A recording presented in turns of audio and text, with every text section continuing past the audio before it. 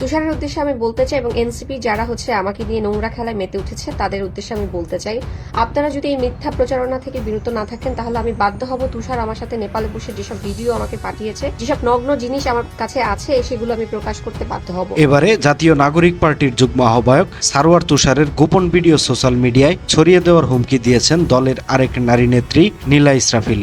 আমি ওয়ার্ন করছি, আমি জনসম্মুখে চাই তুষার যেন আমাকে সরি বলে। এই যে আমি যা কিছু প্রকাশ করতেছি সেগুলো কিন্তু বানোয়াট কিছু না। শনিবার রাতে নিজের ভেরিফাইড ফেসবুক আইডিতে লাইভে এসে তিনি এসব কথা বলেন।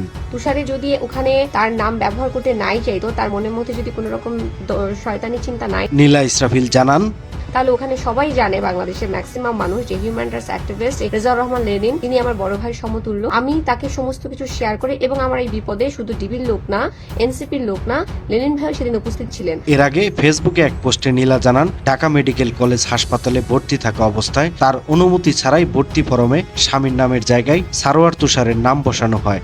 তাহলে আমার গার্ডিয়ান হিসাবে যদি গার্ডিয়ানের নামই হয় তাহলে লেনিন ভাইয়ের নামটা কেন দিল না? সেখানে সাদিয়া উপস্থিত ছিল, সাদিয়া নারী নেত্রী, এনসিপি, তার নাম কেন দেওয়া হলো না? এই সমস্ত বিষয়গুলো আপনারা কথা বলছেন না, অন্য বিষয়গুলো নিয়ে কথা বলছেন যে বিষয়গুলো কাজের না। এই ঘটনাকে সম্পূর্ণ জালিয়াতি ও মানবাধিকার লঙ্ঘন বলে দাবি করেন তিনি।